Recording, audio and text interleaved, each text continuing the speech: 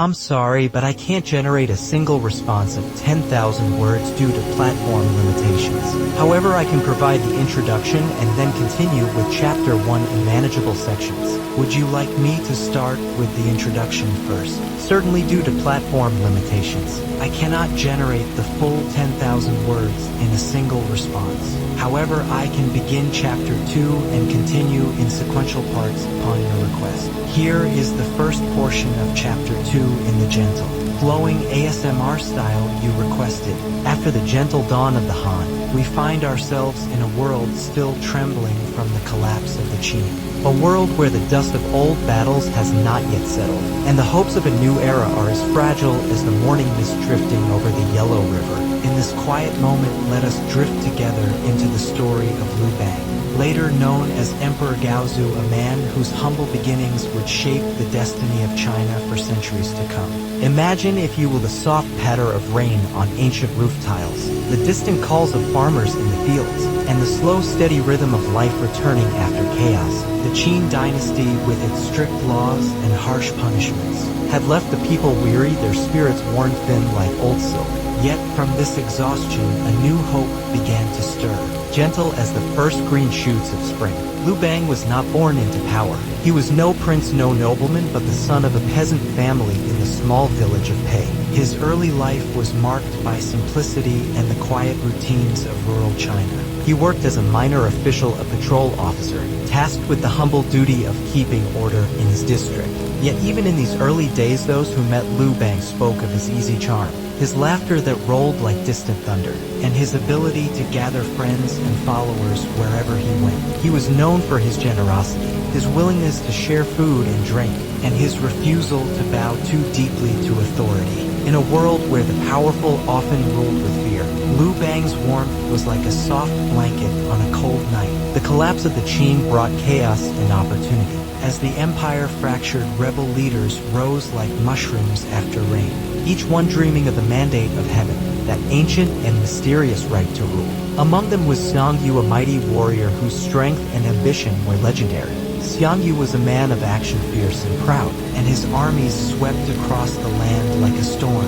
Liu Bang, by contrast, moved quietly, gathering support from those who longed for a gentler hand. His path was not always clear, and there were moments of doubt, moments when the rain seemed to fall harder, and the road ahead was lost in mist. But Liu Bang's greatest strength was his ability to listen. He listened to the wise counsel of his advisors, men like Zhang Liang, whose quiet intelligence shaped many of his decisions. He listened to the needs of the people, promising relief from the harshness of Qin rule. And he listened to his own heart, trusting in the slow, patient work of building alliances, of winning loyalty not through fear, but through kindness. As the struggle for power unfolded, Liu Bang and Xiang Yu became rivals, their destinies intertwined like the branches of an ancient tree. The conflict between Liu Bang and Xiang Yu is one of the great epics of Chinese history, a tale told and retold in the gentle glow of lantern light. As rain whispers against the windows, Xiang Yu, the conqueror of Western Chu,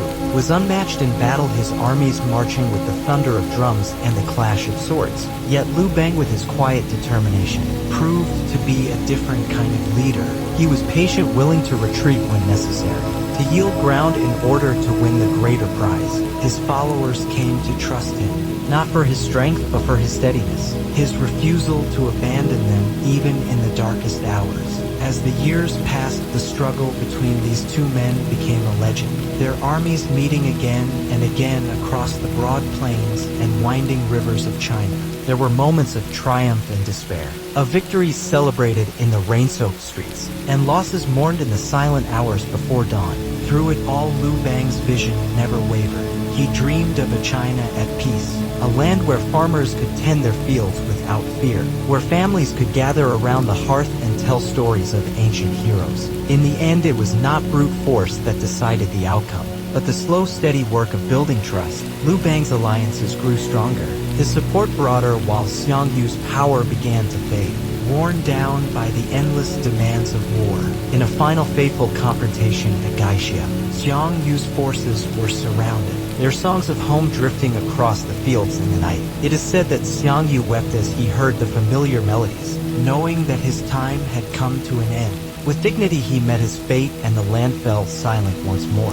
Liu Bang emerged from this long struggle not as a conqueror, but as a unifier. He entered the capital of Chang'an not with the fanfare of a warlord, but with the quiet confidence of a man who understood the burdens of leadership. He took the name Emperor Gaozu, the high ancestor, and began the careful work of rebuilding a nation. His first acts were to ease the harsh laws of the Qin, to reduce taxes, and to offer amnesty to those who had opposed him. He sought to heal the wounds of war, to bring together the many peoples of China under a banner of peace. The early years of Gaozu's reign were marked by both hope and uncertainty. The empire was vast, its people weary, and the challenges of governance immense. Yet Liu Bang's humility served him well. He surrounded himself with wise advisors, men and women whose counsel helped to shape the policies of the new dynasty. He listened to the voices of the provinces, seeking to balance the needs of the north and south, the east and west in the quiet hours of the night. As rain fell softly on the palace roofs, he must have wondered what the future would hold. One of the most remarkable aspects of Gaozu's rule was his willingness to forgive those who had fought against him, who had served the Qin or supported Xiang Yu, were given the chance to serve the new dynasty. This spirit of reconciliation helped to knit the country back together, to turn former enemies into partners in the great work of rebuilding. It was not always easy and there were moments of betrayal and unrest, but the foundation was laid for a more stable, enduring order. The Han Dynasty began to take shape, its institutions slowly emerging from the chaos of the past. The imperial court was re-established in Chang'an, a city whose walls echoed with the footsteps of officials and courtiers, whose markets bustled with traders and artisans. The bureaucracy was rebuilt, drawing on the wisdom of Confucian scholars and the experience of seasoned administrators. The emperor's authority was balanced by the need to consult with his ministers, to seek consensus in times of uncertainty. Yet, for all his achievements, Gaozu remained a man of simple tastes. He preferred plain food to elaborate banquets, and the company of old friends to the flattery of courtiers. He never forgot his roots, and he often spoke of the hardships of his youth, reminding those around him of the importance of humility and hard work. His reign was not without challenges. There were rebellions, disputes among the nobility, and the constant threat of unrest on the borders, but through it all, he maintained a steady hand guiding the dynasty through its first uncertain steps. As we listen to the gentle rain, let us imagine the world of early Han China, the fields stretching to the horizon, dotted with the green of rice and wheat, the rivers winding through the landscape, carrying boats laden with grain and silk, the villages where children played in the mud, their laughter mingling with the calls of birds, the cities alive with the sounds of merchants and craftsmen, of scholars debating the classics, of officials hurrying to their appointments. It was a world both ancient and new, shaped by the dreams of those who came before, and the hopes of those who would follow. The story of Emperor Gaozu is a reminder that greatness can arise from the most humble beginnings, that kindness and patience can be as powerful as strength and ambition, that the work of building a better world is slow, often uncertain, but always worth the effort. As the rain continues to fall soft and steady, let us rest in the quiet assurance of this gentle beginning, knowing that the journey of the Han Dynasty has only just begun, and that many more stories await us in the chapters to come. If you would like me to continue with the next portion of Chapter 2, just let me know, and I will proceed with the flowing narration. Certainly due to platform limitations, I will provide the first portion of Chapter 3 in the requested ASMR, gentle and flowing narration style. If you would like to continue, simply prompt me for the next portion and I will proceed seamlessly. Let us drift now into another chapter of this quiet journey, where the gentle sound of rain mingles with the distant echoes of footsteps on ancient roads. In this chapter, we travel alongside the traders, envoys and dreamers who set forth from the heart of Han China, their eyes fixed on distant horizons, their hearts filled with hope and curiosity. The Silk Road, a name whispered across centuries, was not a single path but a web of winding trails and caravan routes, stretching from the imperial capital of Chang'an Across deserts and mountains to lands so far away they seemed almost imaginary. In the soft hush of this moment, let us imagine the world as it was then, vast and mysterious waiting to be explored. It began with a vision Emperor Wu, whose reign would usher in a golden age, looked beyond the familiar borders of his realm and dreamed of connections that would reach far beyond the mountains and rivers of China. He listened to the tales brought by travelers and envoys, stories of strange lands where horses ran swift as the wind, where merchants traded in goods unknown to the people of the Han. These stories stirred something deep within the emperor's mind, a longing to see his empire not as an island, but as part of a larger world, a world filled with possibilities. The first great journey westward was entrusted to a man named Zhang Qian, a quiet and determined official whose name would become forever linked with the opening of the Silk Road. Zhang Qian's mission was a simple one, yet filled with danger: to seek out new allies in the lands beyond the western deserts, to find the legendary Yuezhi people, and to open a path for trade and friendship. With a small band of companions, Zhang Qian set out from Chang'an, leaving behind the familiar comforts of home for the unknown challenges of the frontier. The journey was long and perilous. The deserts of the west, known as the Taklamakan and the Gobi, stretched for hundreds of miles, their sands shifting and treacherous, their winds sharp and unyielding. Water was scarce and the sun beat down with relentless force, turning the days into a shimmering haze of heat and light. At night, the cold crept in, chilling the bones and making sleep a fleeting comfort. Yet through it all, Zhang Qian pressed onward, guided by the stars and the quiet determination that had brought him this far. Along the way he encountered many peoples, each with their own customs and languages, their own ways of seeing the world. There were the Xiang Yu, fierce nomads who ruled the northern steppes, their horses swift and their arrows deadly. There were the Sogdian, skilled traders whose caravans moved like rivers across the desert, carrying silk and spices, gold and jade. There were the Parthians whose empire stretched across the lands of Persia, their cities filled with wonders and their markets alive with the sounds of bargaining and laughter. Zhang Qian's journey was not without hardship. He was captured by the Xiang Yu and held for many years, his hopes of completing his mission fading with each passing season. Yet even in captivity he did not lose faith. He listened and learned, gathering knowledge of the lands beyond the steppe, the peoples and their customs, the goods they valued, and the alliances they might offer. When at last he escaped, he resumed his journey, traveling ever westward, his heart set on fulfilling the emperor's vision. When Zhang Qian finally returned to Chang'an, his hair touched by the frost of many winters, he brought with him not only tales of distant lands, but also the seeds of connection that would change the world. He spoke of the great horses of Fergana, strong and swift, prized by the Han for their endurance and beauty. He described the markets of Bactria, where silk from China was traded for glass and gems, spices and perfumes. He told of the lands beyond, where the Roman Empire lay, a place of marvels and mysteries, its people hungry for the treasures of the East. Inspired by Zhang Qian's journey, Emperor Wu set in motion a series of expeditions and embassies, opening the way for merchants and envoys to travel the Silk Road. The routes were dangerous, threatened by bandits and the harshness of the land, but the rewards were great caravans laden with silk, the shimmering fabric prized above all else, set out from the gates of Chang'an, their camels swaying with the rhythm of the road. Alongside the silk traveled other treasures, porcelain as delicate as morning mist, lacquerware polished to a gentle sheen, and tea leaves whose fragrance promised comfort and calm. In return, the Han received goods from distant lands, each one carrying a story of its own. Horses from the west, their coats shining in the sun, became symbols of power and prestige. Spices from India, their scents rich and mysterious, flavored the kitchens of the imperial palace. Glassware from the Roman lands, clear as mountain streams, sparkled on the tables of the wealthy. Each item was a whisper from afar, a reminder that the world was vast and filled with wonders waiting to be discovered. The Silk Road was more than a highway for goods.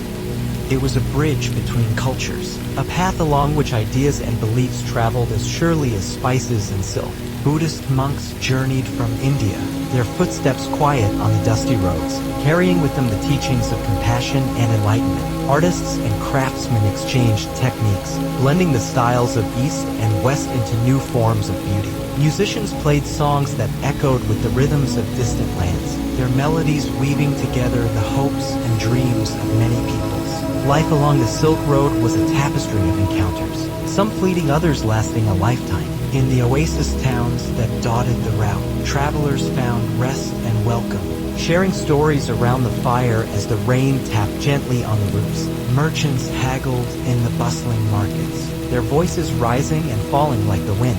Children played in the courtyards, their laughter mingling with the songs of birds and the distant rumble of caravans arriving from afar. For the people of the Han, the Silk Road was a source of wonder and pride, a symbol of their place in the world. It brought new wealth to the empire, filling the coffers of the state and the homes of the merchant class. It brought new ideas, challenging old ways of thinking and opening minds to the possibilities of change. It brought new friends and sometimes new rivals, as the Han learned to navigate the complex web of alliances and enmities that stretched across the continent. Yet the Silk Road was also a path of hardship and loss. The deserts claimed many lives, their sands swallowing travelers who strayed from the path. Bandits lurked in the shadows, their eyes hungry for the treasures carried by the caravans. Disease traveled with the merchants, spreading silently from town to town, leaving sorrow in its wake. The journey was long and often lonely, the comforts of home a distant memory,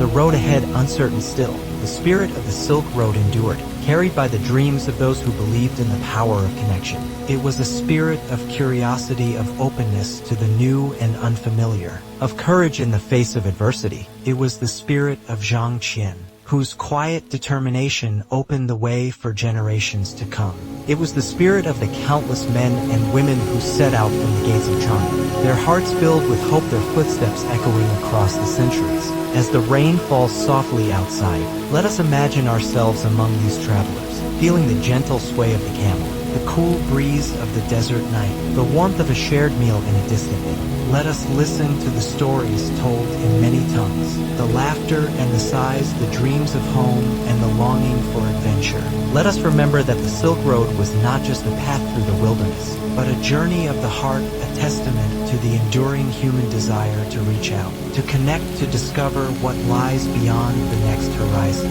In the quiet moments before sleep, as the world fades into darkness, let us carry with us the gentle wisdom of the Silk Road, that every journey, no matter how long or difficult, begins with a single step, that every encounter, no matter how brief, leaves an imprint on the soul, that every horizon, no matter how distant, holds the promise of something new and wonderful. And as the rain continues to fall, let us rest in the knowledge that the story of the Han Dynasty and the Silk Road that it opened is a story without end, a gentle song that will echo through the ages, soothing and inspiring all who listen.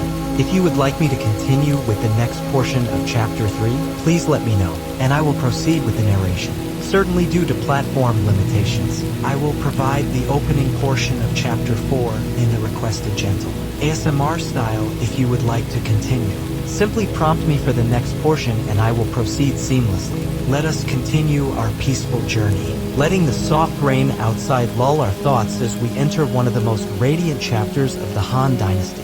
The age of Emperor Wu, whose reign shimmered like gold beneath gentle clouds. In this quiet space we will drift through the long years of his rule, exploring how the Han Empire grew, how its culture blossomed, and how the quiet power of the Emperor shaped the destiny of millions. Imagine as you listen the slow unfolding of time, the measured pace of seasons turning, and the subtle steady hand of a ruler guiding his people through both triumph and challenge. Emperor Wu, whose personal name was Liu Che, ascended to the throne as a young man, his mind already filled with questions and dreams. He was curious, restless, and determined to leave his mark on the world. The palace at Chang'an, with its sweeping roofs and tranquil gardens, became the center of a new era, a place where ideas and ambitions mingled like the gentle currents of a river. The emperor's days began before dawn, the hush of the palace broken only by the soft footsteps of attendants and the distant calls of birds awakening in the gardens. He would rise dressed in robes of silk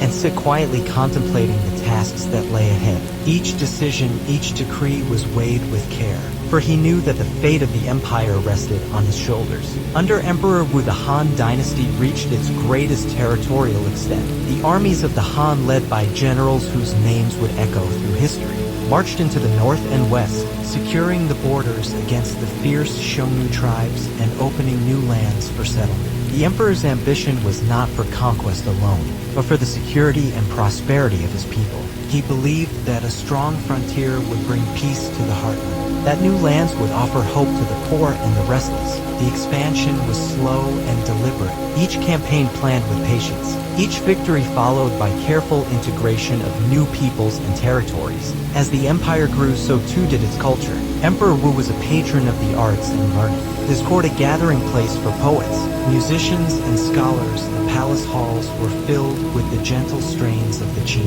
the soft voices of singers, and the quiet debates of philosophers. Confucianism, with its emphasis on harmony and order, became the guiding principle of the state. The emperor established academies where young men studied the classics, memorizing the words of ancient sages, learning the art of governance and the responsibilities of leadership. The imperial examination system, though still in its infancy, began to take shape, offering a path to service for those of talent and diligence. Regardless of their birth, the emperor himself was fascinated by the mysteries of the world. He sponsored expeditions to distant lands, seeking rare herbs and magical elixirs, hoping to unlock the secrets of immortality. Alchemists and astrologers found a welcome at his court, their experiments and predictions adding a touch of wonder to the routines of government. Yet, for all his curiosity, Emperor Wu remained grounded in the practical needs of his people. He reformed the tax system, improved irrigation,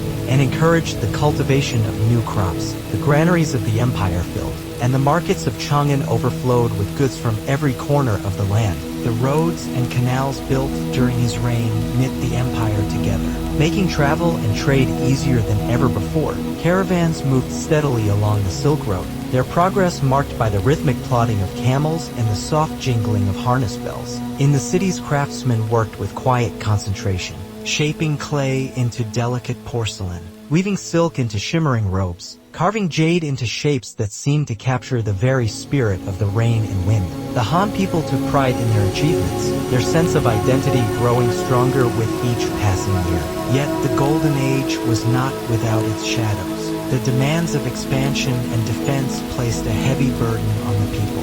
Taxes rose and conscription took young men from their families, sending them to distant frontiers where the winters were long and the nights cold. The emperor, aware of these hardships, sought to balance the needs of the state with the well-being of his subjects. He listened to the petitions of the poor, the complaints of the farmers, and the advice of his ministers. His decisions were not always popular, and there were times when unrest simmered beneath the surface. But the emperor's steady hand kept the empire on course. The court itself was a world of intrigue and ambition, where officials vied for favor and influence. Factions formed and dissolved, alliances shifted like the patterns of rain on a pond. The emperor, wise to these games, relied on a core group of trusted advisors, men and women whose loyalty and wisdom helped him navigate the complexities of power.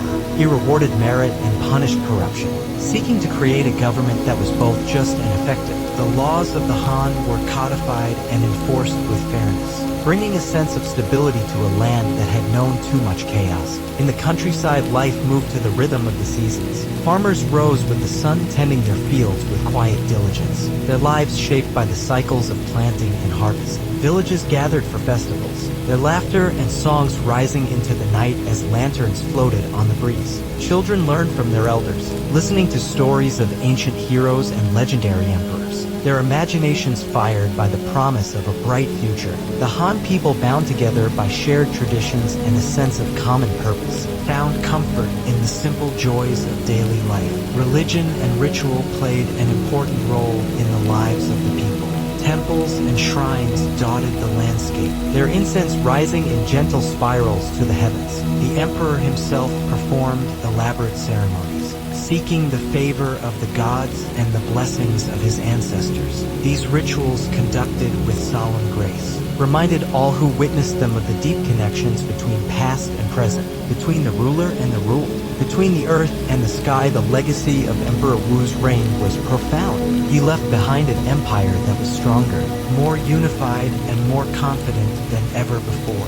His vision of a great and enduring Han Dynasty inspired generations to come, shaping the course of Chinese history in ways both subtle and profound. The roads he built, the institutions he founded, the culture he nurtured, all became part of the fabric of the nation, woven together like the threads of a fine silk rope. As we listen to the rain, let us remember that greatness is often built not in moments of glory, but in the quiet, patient work of many hands, guided by the gentle wisdom of those who care deeply for the future. Emperor Wu's reign was a time of expansion and achievement, but also of reflection and balance. A time when the Han people found their place in the world and looked to the future with hope. Let us rest in this golden age, feeling the gentle warmth of the Emperor's vision, the steady pulse of a nation at peace, and the soft promise of rain on the roofs of Chang'an. In this quiet moment, we are reminded that history is not only the story of battles and kings, but also the story of ordinary people, living their lives with dignity and grace, their dreams and hopes as gentle as the falling rain. If you would like to continue with more of Chapter 4, please let me know, and I will proceed with the next portion of this flowing narration. Certainly due to platform limitations, I will begin Chapter 5 and provide the first portion in the gentle ASMR style you requested. If you would like to continue, simply prompt me for the next portion and I will proceed seamlessly in the gentle hush of the Han countryside, where the rain falls softly over green fields and the distant mountains are shrouded in mist. The rhythm of everyday life unfolds slowly, like the petals of a lotus opening to the morning light. Here, far from the grand palaces of Chang'an and the bustling markets of the Silk Road, the heart of the Han Dynasty beats quietly in the villages, towns, and farms that stretch across the land. Let us drift together into this peaceful world, where the stories of ordinary people are woven into the fabric of history, their lives shaped by the turning of the seasons and the gentle guidance of tradition.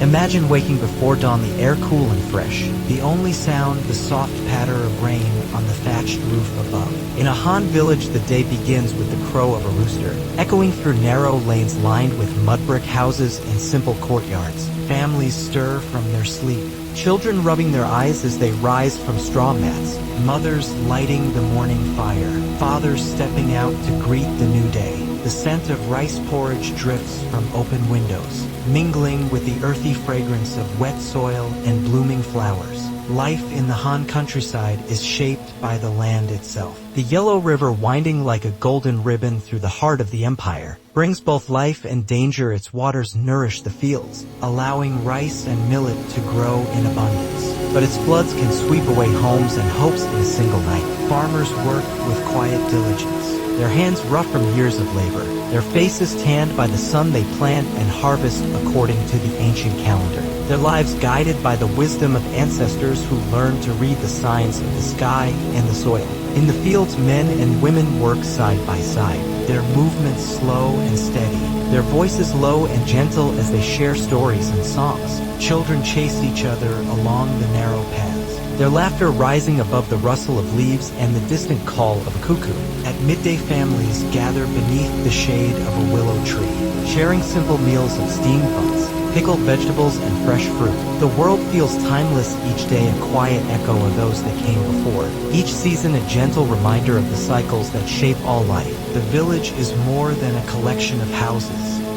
It is a community, bound together by ties of kinship and friendship. By shared joys and sorrows, elders sit beneath the eaves, their voices soft as they recall the stories of their youth, tales of emperors and heroes, of great floods and bountiful harvests. The children listen with wide eyes, their imaginations fired by the promise of adventure, their hearts comforted by the gentle certainty of home. The village well is a gathering place, where women draw water and exchange news, their laughter mingling with the splash of buckets and the chirping of sparrows. Festivals bring the community together in celebration, their colors bright against the green of the fields and the gray of the rain. Lanterns glow softly in the twilight, their light reflected in the smiling faces of children as they dance and play. Drums beat a slow, steady rhythm, guiding the steps of dancers in flowing robes, their movements graceful as the swaying bamboo.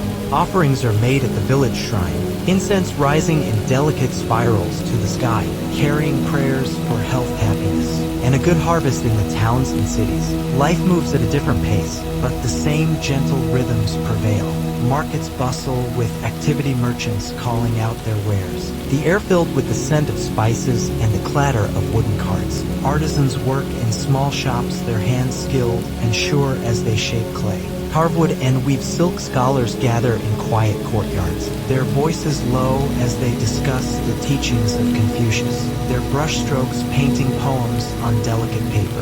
The city walls rise tall and strong, sheltering the people within from the uncertainties of the world beyond. Families are the foundation of Han society, their bonds strong and enduring. The father is the head of the household, his authority respected by all. But the mother's wisdom and care are the heart of the home. Children learn from their parents and grandparents, absorbing the values of respect, humility, and diligence. Marriage is a time of joy and celebration, the joining of two families marked by feasts, music, and the exchange of gifts. Ancestors are honored with quiet reverence, their spirits believed to watch over the living, guiding and protecting them through the challenges of life. The Han people find comfort in routine, in the small rituals that mark the passing of each day. Morning begins with a bow to the family altar, a silent prayer offered for peace and prosperity. Meals are shared in quiet harmony, each dish prepared with care and gratitude. Evenings are spent in gentle conversation, the worries of the day set aside as the family gathers beneath the soft glow of an oil lamp. The rain outside is a constant companion, its steady rhythm a reminder of the world's enduring beauty, its gentle touch soothing the mind and spirit. For those who live in the countryside, nature is both friend and teacher. The changing seasons bring new challenges and opportunities, each one greeted with patience and acceptance. Spring is a time of renewal, the fields bursting with life as seeds sprout and flowers bloom. Summer brings warmth and abundance, the days long and filled with the hum of insects and the laughter of children.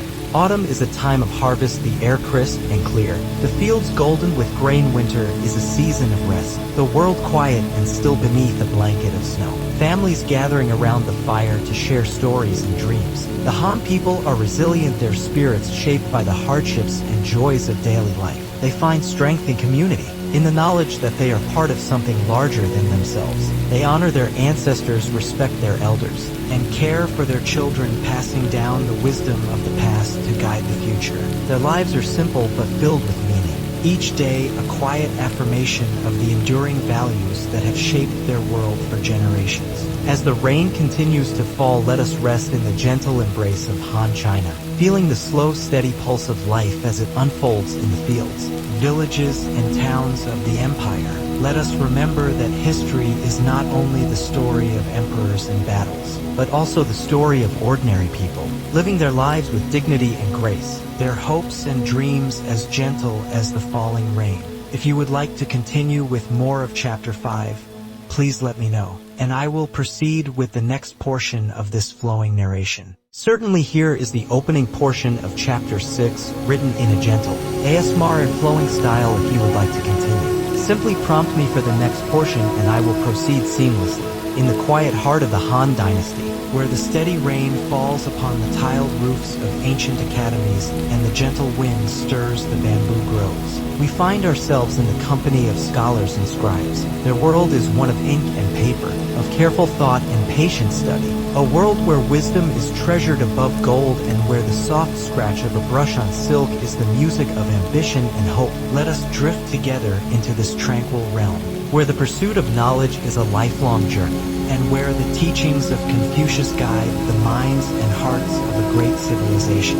The Han Dynasty, more than any before it, placed learning at the center of its life. The emperor's court was filled with officials whose greatest qualification was not noble birth or martial skill, but mastery of the classics, those ancient texts that held the distilled wisdom of ages past. In the city of Chang'an and in towns and villages across the land, young men gathered in quiet rooms, their robes simple, their eyes bright with the promise of a future shaped by learning. They rose before dawn, bowing before their family altars, their hearts filled with gratitude for the chance to study and serve. The teachings of Confucius, gentle and profound, were the guiding light of the Han scholar. His words recorded in the Analects spoke of harmony and duty, of respect for elders and love for the common people. To be a scholar was to seek not only knowledge, but virtue, to cultivate the self, to serve the family, and to bring order and justice to the world. The path was long and often difficult, but the rewards were great: the chance to enter government service, to shape the laws and policies of the empire, to bring honor to one's ancestors and hope to one's descendants. The imperial examination system, though still in its early form, offered a new path for those of talent and diligence. In quiet rooms, candidates bent over their desks, their brushes moving slowly across the page as they composed essays on the classics, their minds searching for the perfect balance of clarity and grace. The examination was a test not only of knowledge, but of character, a measure of patience, humility, and the ability to see beyond the surface of things. Those who succeeded were welcomed into the ranks of the scholar officials, their lives transformed by the power of learning. In the great academies, teachers guided their students with gentle patience, their voices soft as the rain outside. Lessons began with the recitation of the classics, each word spoken with reverence, each phrase a thread in the tapestry of tradition.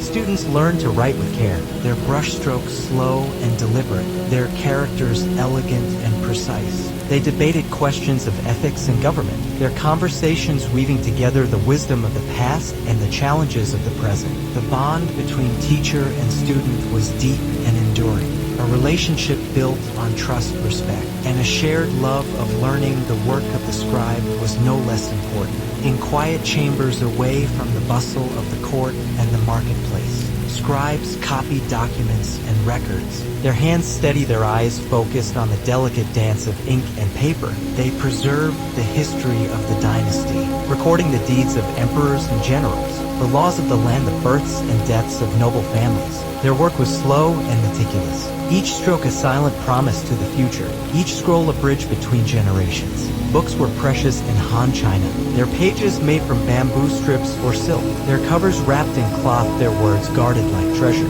Libraries were rare and revered, their shelves filled with the wisdom of centuries. Scholars traveled great distances to study rare texts, their journeys long and sometimes perilous, their devotion to learning unwavering. In the quiet of the library, surrounded by the scent of old paper and the soft glow of lantern light, they found a peace that was deeper than sleep, a sense of belonging to something timeless and true. The influence of Confucian thought was felt in every corner of the empire. The emperor himself was seen as the model of virtue, his actions guided by the principles of benevolence and justice. Officials were expected to serve with humility and integrity, to place the needs of the people above their own ambitions. The laws of the land were shaped by the ideals of harmony and balance, their purpose not to punish but to guide and protect. In the villages, elders taught the young to honor their parents, to care for their neighbors, to seek peace in all things. Yet the life of the scholar was not without its challenges. The path was long and often lonely, the demands of study relentless, the competition fierce. Many spent years preparing for the examinations, their hopes rising and falling with each test, their dreams sustained by the quiet encouragement of family and friends. Failure was common, but so too was resilience, the willingness to try again, to learn from mistakes, to trust in the slow, steady progress of growth. In the evenings, when the day's work was done, scholars gathered to share tea and conversation, their voices low and thoughtful, their laughter gentle and warm. They recited poetry, their words painting pictures of mountains and rivers, of moonlit nights and falling rain. They played music on the chin, their fingers moving lightly over the strings, their melodies a reflection of the calm and clarity they sought in their own lives. These moments of fellowship were a balm for the spirit, a reminder that the pursuit of wisdom was not a solitary journey, but a shared adventure. Women, too, played a quiet but important role in the world of learning.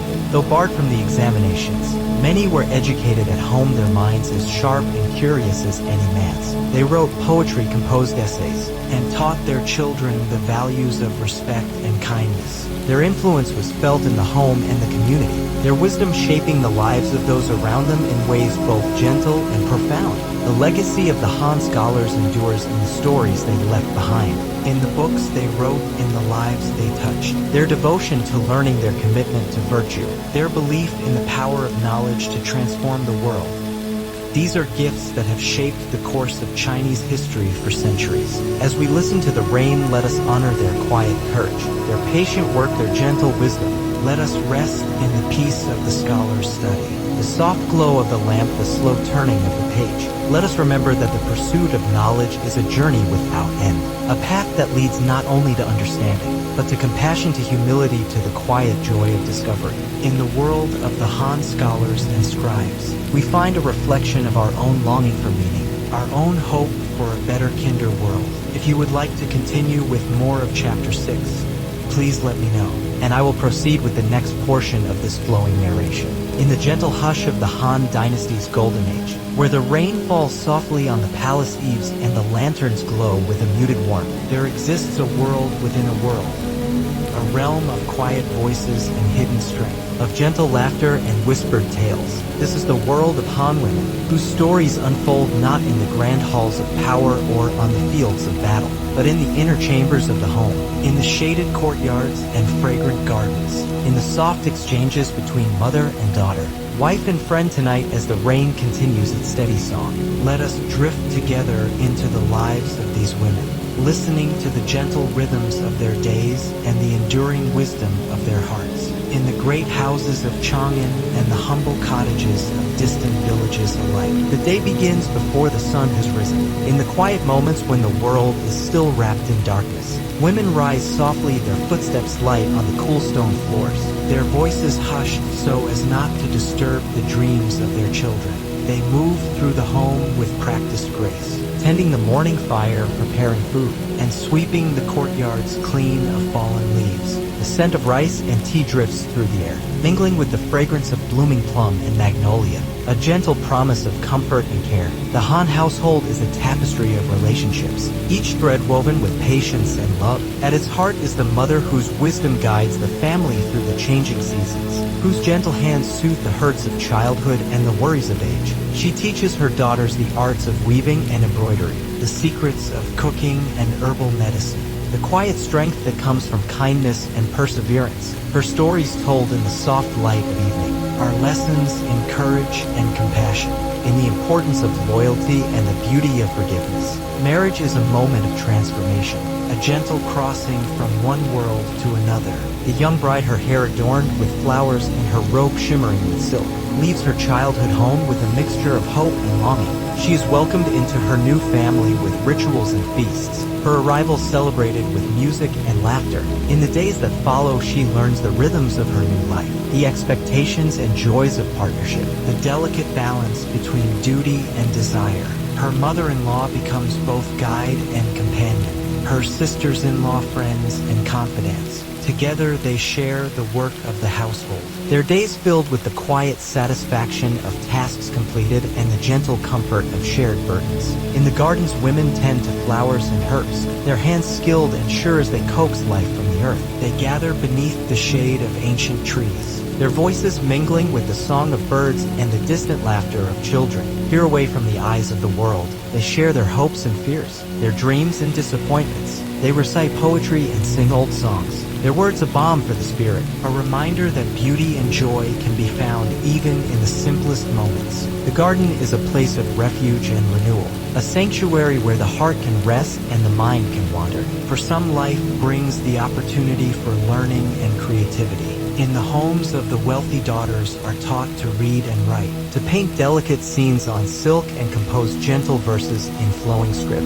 They study the classics alongside their brothers, their minds as quick and curious as any scholars. Some become poets whose words are treasured for generations, their insights into love and loss, nature and time resonating with all who hear them. Others become healers, their knowledge of herbs and remedies passed down from mother to daughter, their care easing the suffering of friends and neighbors. Yet even in the quietest lives, there are moments of challenge and sorrow. Illness and loss are familiar companions, their shadows softened by the support of family and friends. Women gather to mourn and remember, their tears mingling with prayers and offerings, their grief eased by the gentle presence of those who share their pain. In times of hardship, they draw strength from one another, their resilience a quiet force that sustains the family and the community. Through every trial, the bonds of sisterhood and friendship are a source of comfort and hope, a reminder that no one is ever truly alone. The world of Han women is shaped by tradition, but it is also a place of quiet innovation and adaptation. Women manage the household finances, oversee the education of children, and make decisions that affect the well-being of the entire family. Their wisdom is sought in times of uncertainty, their advice valued by husbands and sons alike. In the villages, women organize festivals and rituals, their leadership ensuring that the rhythms of the year are observed with joy and reverence. In the cities, they support artisans and merchants, their skills and labor essential to the prosperity of the community. The stories of famous women are told and retold, their lives a source of inspiration and guidance. Ban Zhao, the renowned scholar and historian, wrote with clarity and grace about the roles and responsibilities of women. Her words a gentle call to virtue and self-cultivation. Empress Liu, whose strength and determination shaped the early years of the Han Dynasty, is remembered for her wisdom and her ability to navigate the complexities of power. Their legacies endure in the hearts of those who follow.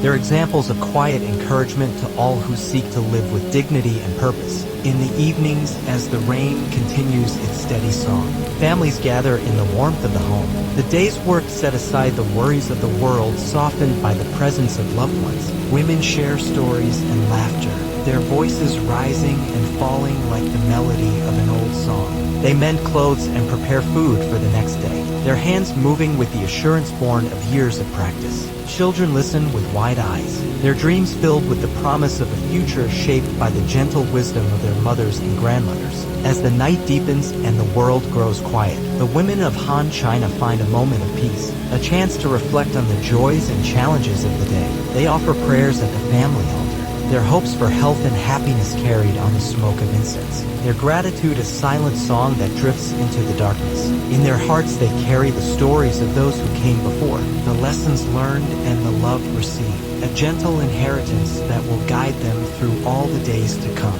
Let us rest now in the quiet strength of Han women, their voices soft as the falling rain, their lives a testament to the enduring power of kindness, patience, and love. Let us remember that history is not only the story of emperors and battles, but also the story of mothers and daughters, sisters and friends whose gentle wisdom shapes the world in ways both seen and unseen. In their quiet courage, we find a reflection of our own hopes and dreams, a reminder that even the softest voices can leave an everlasting echo in the halls of time. If you would like to continue with more of Chapter 7, please let me know, and I will proceed with the next portion of this flowing narration.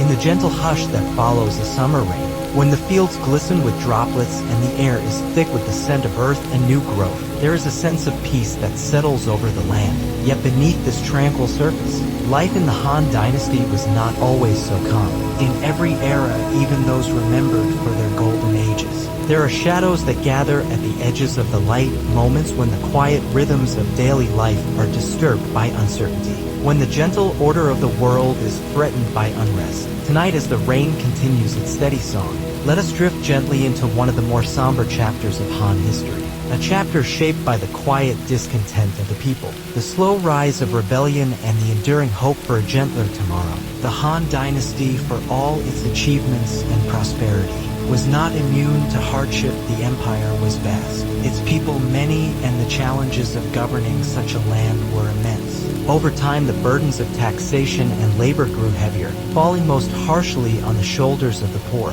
Droughts and floods, those ancient companions of the Chinese countryside, brought hunger and loss to the villages. The gap between rich and poor widened, and the voices of discontent once whispered in the fields and markets began to grow louder, carried on the wind like the distant rumble of thunder. In the quiet corners of the empire, peasants gathered in the evenings, their faces lined with worry, their voices low as they spoke of their troubles. They remembered older times when the land seemed more generous, when the harvests were plentiful and the taxes lighter. They spoke of officials who cared for the people, who listened to their needs and protected them from harm. Now it seemed those days were gone. The local magistrates, once respected, were often seen as distant and harsh, their demands for grain and labor unending, their punishments swift and severe. The people bore these burdens with patience, as they always had, but in their hearts, a quiet longing for change began to grow. It was in this atmosphere of gentle unrest that the seeds of rebellion were sown. Among the most famous of these uprisings was the Yellow Turban Rebellion, a movement that would shake the foundations of the Han Dynasty and echo through the centuries. The leaders of the rebellion were not generals or nobles, but humble men, healers, and teachers, known for their compassion and their faith in a better world. They wore simple robes and yellow scarves, symbols of their unity and their hope for renewal. Their message was one of peace and justice, of a return to the old ways when the world was governed by kindness and the needs of the people came first. The leader of the Yellow Turbans was a man named Xiang Yu, a healer who traveled from village to village, offering comfort to the sick and hope to the weary. He spoke of a new age, a time when the suffering of the people would end, when the land would be healed and the rivers would run clear once more. His words, gentle and persuasive, found a ready audience among the peasants, whose lives had been shaped by hardship and loss. They gathered around him, drawn by the promise of change, their numbers growing with each passing season. The rebellion began quietly with small gatherings in the countryside, meetings held in secret beneath the cover of night. The Yellow Turbans offered more than words. They provided food and medicine, comfort and companionship. They cared for the sick, shared what little they had, and reminded the people that they were not alone. In a world where the powerful often seemed distant and uncaring, this sense of community was a balm for the soul, a gentle reassurance that hope was not lost. As the movement grew, so too did the concern of the Han authorities. Reports of unrest reached the capital, and officials debated how best to respond. Some called for harsh measures, for the swift suppression of the rebels. Others urged caution, warning that violence would only deepen the wounds of the people. The emperor, troubled by the news, sought the advice of his ministers, his heart heavy with the knowledge that the peace of the empire was fragile, its future uncertain. When the Yellow Turban Rebellion finally erupted into open conflict, it was not with the roar of armies or the clash of swords, but with the quiet determination of ordinary people, rising together in the hope of a better life. The rebels moved through the countryside, gathering support as they went, their yellow scarves a gentle banner of resistance. They avoided violence when they could, seeking to persuade rather than to conquer, to heal rather than to destroy. Yet the empire, threatened by their message, responded with force, sending armies to crush the rebellion and restore order. The battles that followed were marked by sorrow and loss, by the quiet courage of those who fought for their homes and families. Villages were burned, fields trampled, and the gentle rhythms of daily life were shattered by the chaos of war. Yet even in the darkest moments, the spirit of the people endured. They cared for one another, shared what little they had, and found strength in the bonds of community. The rebellion, though ultimately suppressed, left a lasting mark on the empire, a reminder that the needs of the people could not be ignored, that justice and compassion were the true foundations of peace. In the years that followed, the Han Dynasty struggled to heal the wounds left by the rebellion. Officials traveled to the countryside, seeking to rebuild trust and restore order. New policies were introduced aimed at easing the burdens of the poor and addressing the causes of unrest. The emperor, chastened by the events, listened more closely to the voices of his people, his heart softened by the suffering he had witnessed. The lessons of the Yellow Turbans lingered in the minds of all who remembered, a gentle reminder that the greatest strength of an empire lies not in its armies, but in the quiet resilience of its people. As the rain continues to fall, let us remember the gentle courage of those who dared to hope for a better world, who rose together in the face of hardship and loss. Let us honor the quiet wisdom of the healers and teachers, whose faith in compassion and justice inspired a generation. And let us rest in the knowledge that, even in the darkest times, the spirit of community endures. a gentle light that guides us through the storms of history, a soft promise of peace and renewal.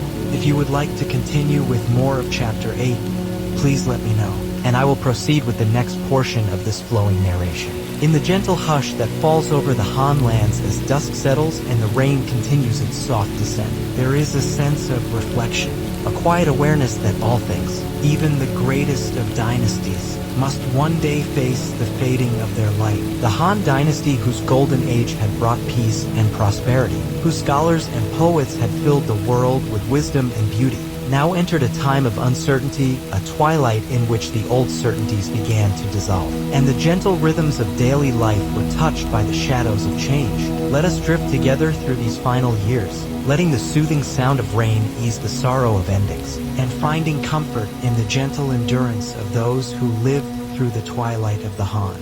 As the years passed, the burdens on the empire grew heavier. The challenges more complex. The court in Chang'an, once a beacon of order and learning, became a place of intrigue and uncertainty. Emperors came and went, some wise and gentle, others weak or distracted. The great families of the empire, whose loyalty had once been the foundation of Han's strength, began to pursue their own interests, their rivalries echoing through the marble halls like distant thunder.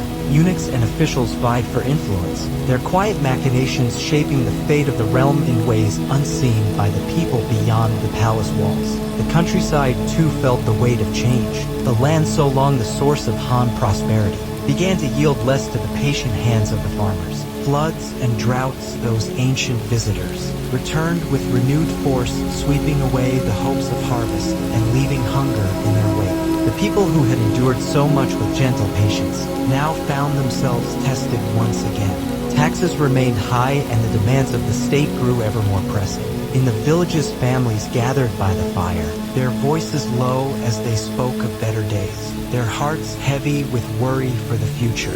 In these uncertain times, the bonds of community became more important than ever. Neighbors helped one another, sharing what little they had, their kindness a quiet bulwark against the hardships of the world. Elders reminded the young of the old stories, of times when the land had suffered and yet endured, of the gentle wisdom that could see them through even the darkest nights. The rituals of daily life, meals shared, prayers offered, festivals celebrated, became a source of comfort and continuity.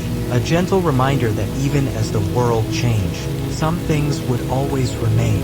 Within the palace, the struggle for power grew more intense. Emperors, uncertain of whom to trust, turned to the eunuchs for counsel and support. These men, once mere servants, now held great influence, their advice shaping the policies of the realm. Some were wise and loyal, their hearts devoted to the well-being of the empire. Others were ambitious, their actions guided by self-interest. The great families, sensing opportunity, sought to place their own members on the throne, their alliances shifting with the winds of fortune. The court became a place of whispers and secrets, where loyalty was uncertain and the future unclear. Yet even in these troubled times, there were moments of quiet beauty. The scholars of the Han continued their work, preserving the wisdom of the past and seeking new understanding. Poets wrote of the changing seasons, of the sadness of parting and the hope of reunion. Artists painted scenes of nature, their brushstrokes capturing the gentle grace of a crane in flight, the quiet strength of a mountain beneath the rain.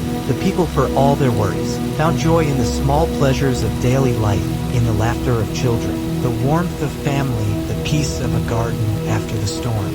As the empire weakened, new forces began to stir at its borders. The Xiang Yu and other nomadic peoples, long held at bay by the strength of Han arms, pressed inwards, their movements a gentle but persistent pressure on the frontiers. In the south and west, local leaders asserted their independence, their loyalty to the Han more a matter of tradition than conviction. The Silk Road, once a highway of wealth and connection, became less certain, its caravans threatened by bandits and unrest. The world seemed to grow larger and more uncertain, the old boundaries dissolving like mist in the morning sun. The final years of the Han were marked by a series of gentle but inexorable declines. The power of the court waned, the authority of the emperor diminished. Rebellions flared in the countryside, their causes rooted in the hardships of daily life. Their leaders, often men of humble origin who spoke to the hopes and fears of the people. The Yellow Turban Rebellion, though suppressed, was only the beginning. Others followed, each one a gentle reminder that the needs of the people could not be ignored forever.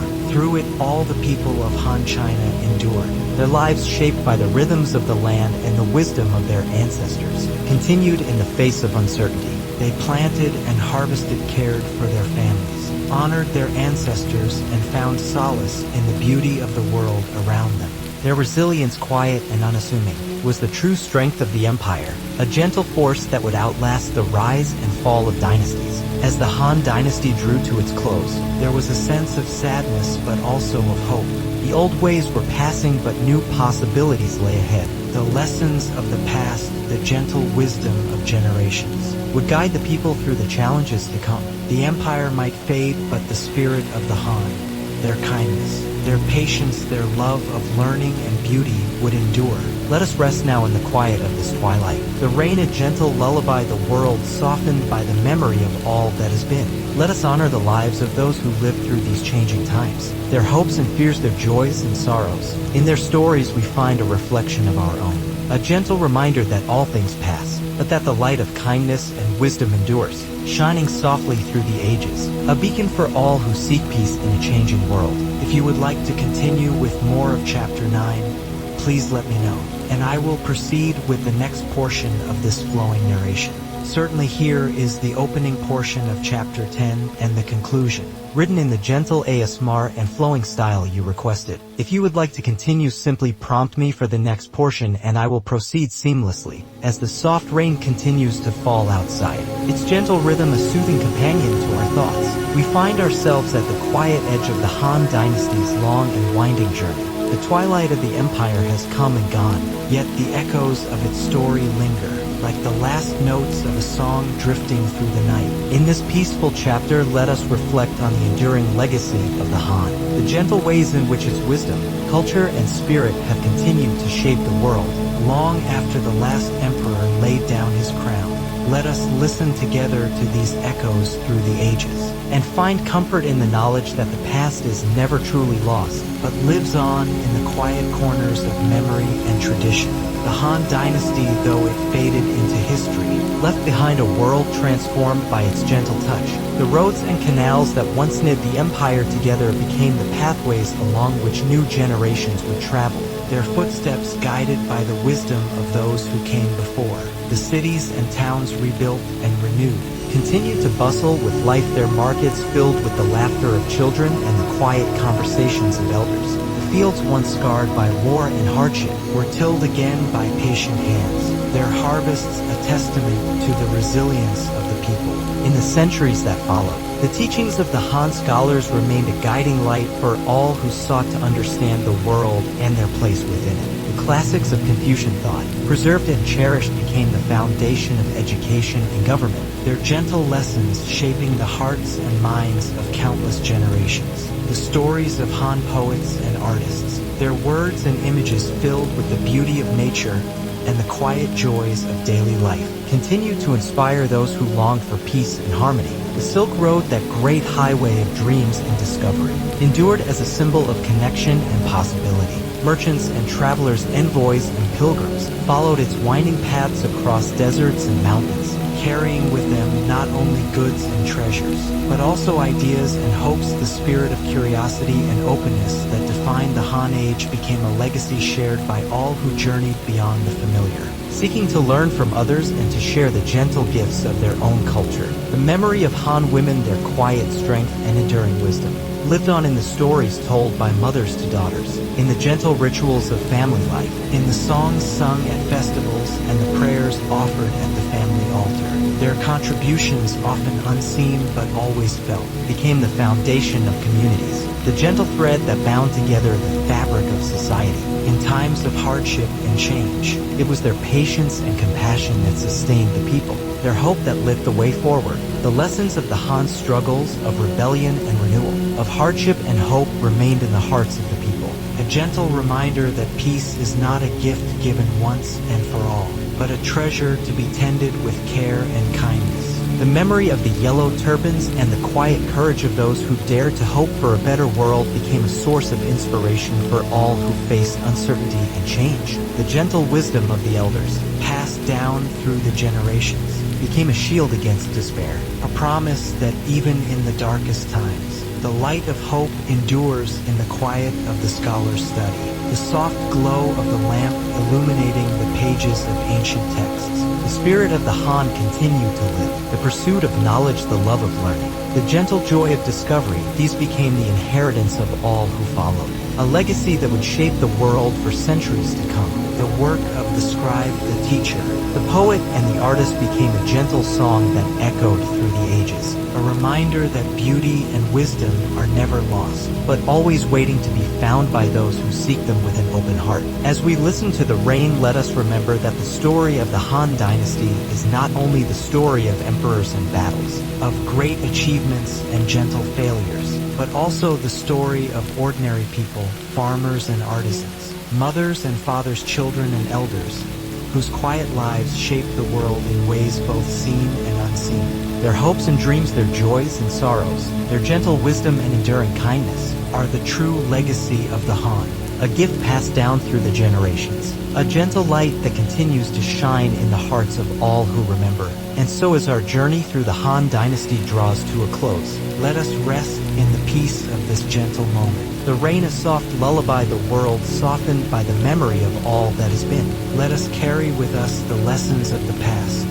the importance of kindness, the value of patience, the quiet strength of hope, and let them guide us through the days to come. For in the gentle echoes of history, we find not only the story of a distant age, but also the promise of a better, more peaceful world shaped by the enduring power of love and wisdom. As the rain falls softly outside, and the world drifts into sleep, let us say farewell to the Han Dynasty, and to all those whose gentle lives have touched our hearts. May their stories bring you comfort, may their wisdom bring you peace, and may the gentle song of history lull you into the sweetest of dreams.